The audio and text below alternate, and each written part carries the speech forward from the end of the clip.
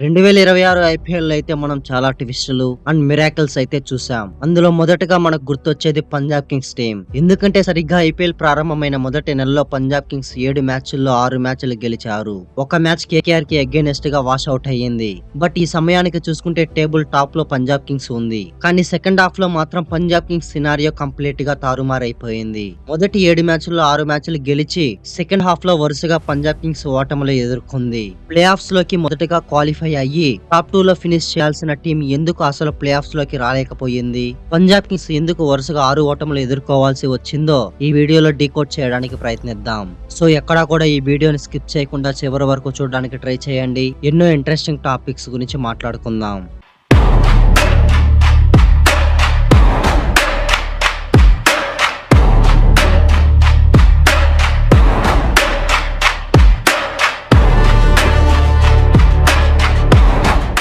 Punjab Kings last year runner apps గా నిలిచారు. 2026 IPL auction సమయానికి పంజాబ్ కింగ్స్ తమ కోర్ ని రిటైన్ చేసుకుంది. ఆల్మోస్ట్ అదే టీమ్ తో ఈ ఇయర్ కూడా చాలా మంచి ప్రారంభాన్ని అందుకుంది పంజాబ్ కింగ్స్. మొదటి 7 మ్యాచ్ల్లో 6 మ్యాచ్లు గెలిచి ప్లే ఆఫ్స్ లోకి ఫస్ట్ ఎంటర్ అయ్యే పొజిషన్ నుంచి కనీసం ప్లే ఆఫ్స్ కి కూడా క్వాలిఫై అవ్వలేకపోయారు. దీనికి కారణం వాళ్ళ ఓపెనర్స్ ఫామ్ కోల్పోయారు. మిడిల్ ఆర్డర్ లో ఇన్నింగ్స్ ని ప్రాపర్ గా కన్సోలిడేట్ చేయలేకపోయారు. అండ్ మెయిన్లీ బౌలింగ్ లో ప్రతి మ్యాచ్ కి కూడా 200 పరుగుల కంటే ఎక్కువ ఇవ్వడం అయితే జరిగింది. T20 ఇంటర్నేషనల్ క్రికెట్ లో హైయెస్ట్ వికెట్స్ ఉన్న హర్షదీప్ సింగ్ అండ్ ఐపీఎల్ లో హైయెస్ట్ వికెట్స్ ఉన్న Yuzvendra Chahal and also T20 world cup లో సౌత్ ఆఫ్రికాకి బెస్ట్ బౌలింగ్ చేసిన మార్కో జాన్సన్ లో పంజాబ్ కింగ్స్ లో ఉన్నారు. బట్ వాళ్ళ ఎకానమీ చూసుకుంటే మాత్రం ఆల్మోస్ట్ అందరికి 10+ ఉంది. ఇన్ఫాక్ట్ సోషల్ మీడియాలో ఒక ట్వీట్ బాగా ట్రెండ్ అయ్యింది. అదేదో స్పెషల్ గా చెప్పనవసరం లేదు. పంజాబ్ కింగ్స్ 8వ మ్యాచ్ లో ఆర్ఆర్ కి అగైనెస్ట్ గా మ్యాచ్ మధ్యలో పంజాబ్ కింగ్స్ అడ్మిన్ అయితే సంబంధం లేకుండా 49 for 1 4.3 ఓవర్స్ అనే ఒక ట్వీట్ చేయడం జరిగింది. దీని తర్వాత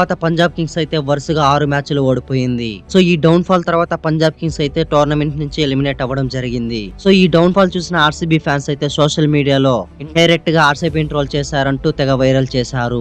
ఇన్ఫాక్ట్ పంజాబ్ కింగ్స్ అడ్మిన్ అయితే సంబంధం లేకుండా ఆ ట్వీట్ వేశాడనే చెప్పుకోవాలి. సరిగ్గా అదే సమయానికి ఎలాంటి వికెట్ కానీ ఓవర్ ముగిశాక కానీ వేయలేదు. సో ఇదైతే ఇండైరెక్ట్ గా ఆర్సీబీని ట్రోల్ చేశారని ఆర్సీబీ ఫ్యాన్స్ తెగ ట్రెండ్ చేశారు. అఫ్ కోర్స్ ఆర్సీబీ కూడా రిటర్న్ ట్వీట్ అయితే పీవీకేఎస్ వర్సెస్ ఆర్సీబీ మ్యాచ్ లో వేసింది. సో పంజాబ్ కింగ్స్ అయితే సంబంధం లేని ట్వీట్ వేసి బాగానే మూల్యం చెల్లించుకున్నారు. ఎనీవేస్ పంజాబ్ కింగ్స్ ఈ ట్వీట్ వేసిన వల్లనే మ్యాచ్లు ఓడిపోయారా అంటే అది కరెక్ట్ కాదు. కంప్లీట్ గా వాళ్ళ బౌలర్స్ అండ్ బ్యాటర్స్ ఫెయిల్ అయ్యారు కాబట్టి వాళ్ళు గ్రూప్ స్టేజ్ లోనే ఎలిమినేట్ అవ్వాల్సి వచ్చింది. మొదట్లో అంత మంచి స్టార్ట్స్ అందాక ఫస్ట్ క్వాలిఫై అయ్యే టీం పంజాబ్ కింగ్స్ అనుకున్నారు. ఇన్ఫాక్ట్ టాప్ 2 లో కన్ఫర్మ్ గా ఉంటుంది అనుకున్నాం. కానీ Punjab Kings opener strike rate second half లో తగ్గింది. అండ్ అలాగే కూపర్ కోహ్లీ, శ్రేయస్ అయ్యర్ బ్యాట్ నుంచి కొన్ని మ్యాచ్ల్లో సరిగ్గా రన్స్ రాలేదు. బౌలింగ్ లో చూసుకున్న బౌలర్లు నిలకడగా రాణించలేకపోయారు. ఎంటైర్ ఐపీఎల్ హిస్టరీలోనే మొదటి 7 మ్యాచ్లు ఒక్క మార్పు చేయకుండా ఆడిన టీం ఏదైనా ఉందా అంటే అది పంజాబ్ కింగ్స్ మాత్రమే. అఫ్ కోర్స్ ఐపీఎల్ హిస్టరీలోనే మొదటి 7 మ్యాచ్లు అన్బీటెన్ గా ఉన్న టీం కూడా పంజాబ్ కింగ్స్ మాత్రమే. సో తర్వాత 7 మ్యాచ్ల్లో కంటిన్యూస్ గా మార్పులు చేస్తూ వచ్చారు. ద రీజన్ శశాంక్ సింగ్ కి హ్యామ్స్ట్రింగ్ ఇంజురీ అయింది. సో అందుకని మార్పులు చేయడం మొదలు పెట్టారు. అక్కడ నుంచి వాళ్ళ టీం కాంబినేషన్ సెట్ అవ్వలేదు. చివరి 7 మ్యాచ్ల్లో కనీసం 2 మ్యాచ్లు గెలుచున్న వాళ్ళు ప్లే ఆఫ్స్ లోకి క్వాలిఫై అయ్యేవాళ్ళు. కానీ అది జరగలేదు. పంజాబ్ కింగ్స్ ఓపెనర్స్ నుంచి ఫామ్ ఎప్పుడైతే డిప్ అయిందో వాళ్ళు మ్యాచ్లు గెలవలేకపోయారు. అండ్ ఆల్సో వాళ్ళు చేజింగ్ చేసేటప్పుడు ఎక్కువ శాతం మ్యాచ్లు గెలవడం జరిగింది. ఫస్ట్ బ్యాటింగ్ చేసేటప్పుడు బ్యాట్ తో 200 పరుగుల కన్నా ఎక్కువ రన్స్ చేసిన వాళ్ళ బౌలర్స్ ఆ పెద్ద స్కోర్ ని డిఫెండింగ్ చేసుకోలేకపోయారు. ఈ టీమ్ లో స్టార్ బౌలర్స్ ఉన్నప్పటికీ వాళ్ళ ఎకానమీ ఎక్కడా కూడా చెప్పుకోదగ్గ రీతిలో లేదు. హర్షదీప్ సింగ్ చూసుకుంటే 14 మ్యాచ్ల్లో కేవలం 14 వికెట్లు మాత్రమే తీసుకోగలిగాడు. యావరేజ్ చూసుకుంటే 38.64 ఉంది. ఎకానమీ చూసుకున్న 10+ ఉంది. ఈవెన్ హర్షదీప్ సింగ్ ఒకే మ్యాచ్ లో 3 వికెట్లు పడగొట్టాడు. రిమైనింగ్ 13 మ్యాచ్ల్లో 11 వికెట్లు మాత్రమే ఉన్నాయి. ఒక ఎక్స్పీరియన్స్ బౌలర్ కి ఈ స్టాట్స్ అయితే చెప్పుకోదగ్గ స్టాట్స్ అయితే కాదు. అండ్ హర్షదీప్ సింగ్ పార్ట్నర్ అయిన మార్కో జాన్సన్ చూసుకున్నా సరే అంత మంచి కాంట్రిబ్యూషన్ బౌలింగ్ లో అందించలేకపోయాడు. ఆడిన 13 మ్యాచ్ల్లో కేవలం 9 వికెట్లు మాత్రమే తీసుకున్నాడు. యావరేజ్ చూసుకుంటే 53.67 గా ఉంది.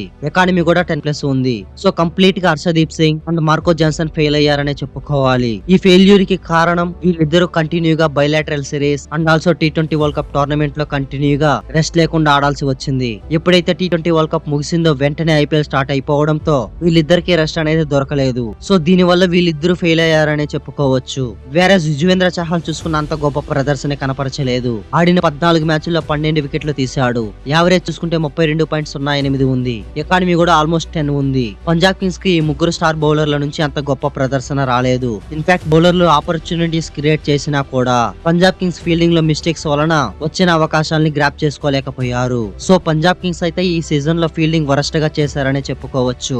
దీని వలన 200 పరుగుల కన్నా ఎక్కువ రన్స్ చేసినా కూడా ఎక్కడా కూడా దాన్ని డిఫెండింగ్ చేసుకోలేకపోయారు. Even Harpreet Brar, Omarzai, Vyshak Vijay Kumar, Bartlett, Lockie Ferguson లు కూడా బౌలింగ్ లో రాణించలేకపోయారు. బ్యాటింగ్ లో చూసుకుంటే Priyansh Arya, Prabhsimran Singh first half లో బాగా రాణించినప్పటికీ సెకండ్ హాఫ్ లో ఫామ్ కోల్పోయారు. నంబర్ 3 లో మాత్రం కోపర్ కోహ్లీ కన్సిస్టెన్సీగా చివరి మ్యాచ్ వరకు ప్రాపర్ బ్యాటింగ్ చేశాడు. శ్రేయస్ అయ్యర్ చూసుకున్న మొదటి హాఫ్ తర్వాత ఫామ్ కోల్పోయాడు. మిడిల్ ఆర్డర్ లో అండ్ ఆల్సో ఫినిషింగ్ లో మంచిగా రాణించలేకపోయారు. Marcus Stoinis and also Nehal Wadhera and Shashank Singh లు ఫినిషింగ్ లో ప్రాపర్ గా రాణించలేకపోయారు. సో ఓవరాల్ గా చూసుకుంటే బౌలర్స్ బాగా రాణించలేదు. సెకండ్ హాఫ్ లో బ్యాటర్లు అనుకున్న స్థాయిలో రాణించలేదు. ఈవెన్ సెకండ్ హాఫ్ లో శశాంక్ సింగ్ ఇంజురీ అయిన తర్వాత సూర్యాన్ షెడ్జర్ టీమ్ లోకి వచ్చి చాలా మంచి పర్ఫార్మెన్స్ ఇచ్చాడు.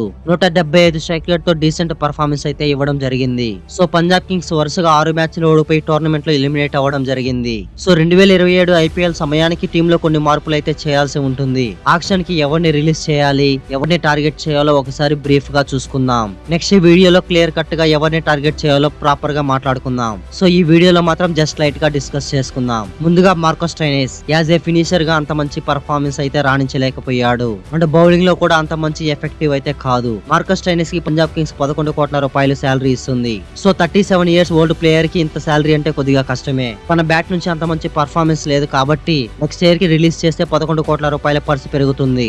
నెహాల్ వదేరా కూడా ఈ సీజన్ లో అంత మంచిగా రాణించలేకపోయాడు. నిజానికి చెప్పాలంటే తన బ్యాట్ నుంచి పెద్దగా చెప్పుకోదగ్గ కాంట్రిబ్యూషన్స్ ఏ కనిపించట్లేదు. సో నెహాల్ వదేరాని రిలీజ్ చేస్తే 4 కోట్ల రూపాయల పర్సు మిగులుతుంది. సో ఓవరాల్ గా ఇప్పుడు 15 కోట్ల పర్సు అయితే పంజాబ్ కింగ్స్ కి ఉంటుంది. ఇక శశాంక్ సింగ్ బ్యాట్ నుంచి చూసుకున్నా కూడా అంత మంచి ప్రదర్శన కనిపించలేదు. బట్ శశాంక్ సింగ్ ప్రాపర్ గా ఫినిష్ చేయగలడు కాబట్టి ఒక 2 ఇయర్స్ కంటిన్యూ చేయొచ్చు. ఎందుకంటే తన శాలరీ కేవలం 5 కోట్ల రూపాయలు మాత్రమే.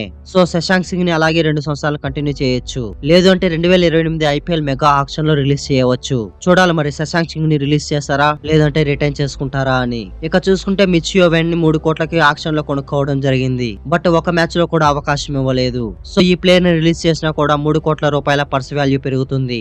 ఇక లోకీ ఫర్గూసన్ అంత మంచిగా ప్రదర్శించకపోయినప్పటికీ తన పర్స్ వాల్యూ 2 కోట్లే కాబట్టి రిటైన్ చేసుకోవడానికి ఎక్కువ అవకాశం ఉంటుంది. అండ్ మెయిన్లీ చూసుకుంటే ఈ సంవత్సరం స్పిన్నర్లకి ఎక్కడా కూడా ఏ పిచ్ మీద అంత సహాయం కనిపించలేదు. సో యుజ్వేంద్ర చాహల్ ని రిలీజ్ చేశారంటే 18 కోట్ల రూపాయల పర్స్ వాల్యూ పెరుగుతుంది. దీంతో బిగ్ ప్లేయర్స్ కోసం టార్గెట్ చేయడానికి అవకాశం ఉంటుంది. సో ఆల్రెడీ టీమ్ లో హర్ప్రీత్ బార్ ఉండడంతో చాహల్ ని రిలీజ్ చేస్తే బెస్ట్ ఆప్షన్ అని నాకు అనిపిస్తోంది. మరి చూడాలి నెక్స్ట్ ఇయర్ రిటైన్ చేసుకుని మెగా ఆక్షన్ లో రిలీజ్ చేస్తారా లేదంటే చాహల్ తో కంటిన్యూ అవుతారా అని. అండ్ ఇంకో ఆప్షన్ కి వచ్చినా కూడా హర్షదీప్ సింగ్ ని రిలీజ్ చేసి మళ్ళీ బై బ్యాక్ చేసే అవకాశం ఉంటుంది. ఎందుకంటే యుజ్వేంద్ర చాహల్ అండ్ ఆల్సో హర్షదీప్ సింగ్ లకి 18 కోట్ల రూపాయల శాలరీ వస్తుంది. వీళ్ళని రిలీజ్ చేస్తే పర్స్ అనేది చాలా పెరుగుతుంది కాబట్టి ఇంకా బెస్ట్ ప్లేయర్ ని టార్గెట్ చేయడానికి అవకాశం ఉంటుంది. ఎనీవేస్ నెక్స్ట్ వీడియోలో పంజాబ్ కింగ్స్ ఎలాంటి ప్లేయర్ ని టార్గెట్ చేయాలో బ్రీఫ్ గా డిస్కస్ చేసుకుందాం. 2026 ఐపీఎల్ లో పంజాబ్ కింగ్స్ పర్ఫార్మెన్స్ పై మీ అభిప్రాయం ఏంటో కామెంట్ చేసి ఇలాంటి మరెన్నో ఇంట్రెస్టింగ్ వీడియోల కోసం మన ఛానల్ ని సబ్స్క్రైబ్ చేసుకోండి. నేను పెట్టే ప్రతి వీడియో అందరికన్నా మీకే ముందు రావాలంటే పక్కనే ఉన్న గంటని గట్టిగా కొట్టండి. కానీ ఫోన్ స్క్రీన్ మాత్రం పగిలిపోకుండా చూసుకోండి. Thanks for watching the video.